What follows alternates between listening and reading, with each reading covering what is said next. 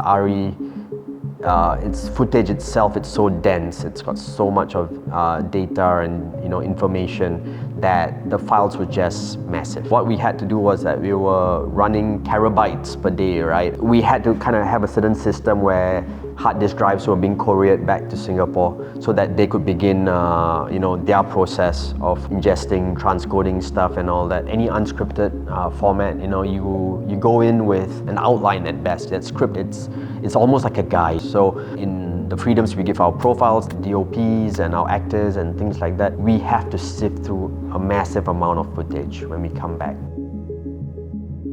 We made it a point, the post teams, they were made to kind of wade through the footage, kind of soak that in, get into the world. It was all about bringing the viewer into that world, into that story. It was a real challenge, I have to say. We spent a long time, maybe way too much time in the editing room just to craft the story. For this particular one, in Brothers in Arms, we were talking about the extensive use of motion graphics had to really come in to kind of breathe a certain life into very static things. It had to come in to create that sense of motion and animation, not only to keep the story moving, but to also focus certain key points to the viewers. Our motion graphics team, they had that challenge. How do you take these newspaper articles and translate it to something that's interesting, engaging, but also still conveying information? We looked at some footage that Shermin shot when she was researching Wahab Brothers' story back in 2019. She was in the microfilm labs, and we decided to create this microfilm kind of feel to the archive images. Next was, of course, color grade. I went back to my early initial treatment decks and I remember listing out certain films that I was referencing, and I realized there was this grain, and I wanted to bring that into our dramatization. So began this crazy color grade process. It was great already seeing the edit and the story come together, but once we slapped on the online colored stuff, it felt like another product altogether. At that time, Clarence was doing our audio and sound design, was also looking at it and getting inspired by it. He was whoa, looking at what was coming forth, and it made him evolve his soundscape and his sound design. He brought in ambient, he brought in Foley to kind of create a bit more atmosphere.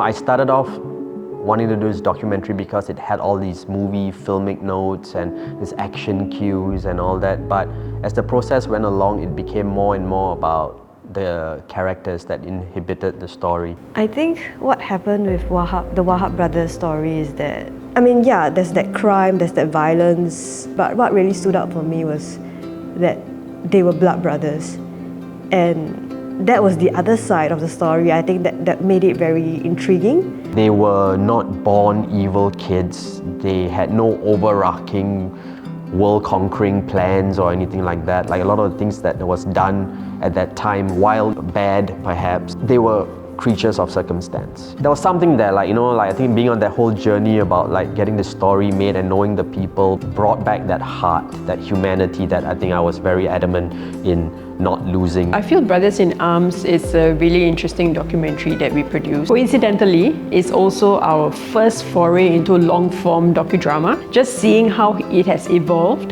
how the visuals come together, how the graphics, the story most importantly, everything just comes together and fits very nicely into a two-parter. So it's just something different, not your usual crime factual.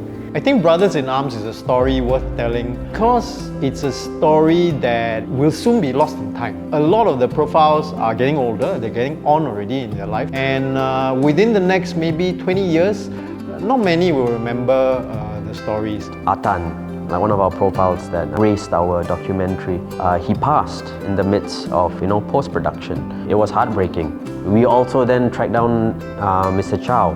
We met up with him again only because his health is really deteriorating. I remember asking Post to just give me an extract of his bit and his segment, and we got to share it with him at the very first place that we met and filmed him. It was very moving to see him react to it. It made it seem track. I don't know. I mean, it made it worthwhile. You know, like doing what we do, see his reaction, and the fact that he got to see it. You know, I was very glad to show it to him, and I think that was what it was all about. Like doing this documentary. You know, like from the get-go, it was kind of capturing that generation's story. You know, for others. So that was my reward. I think that was the most rewarding thing from this whole project. Yeah. So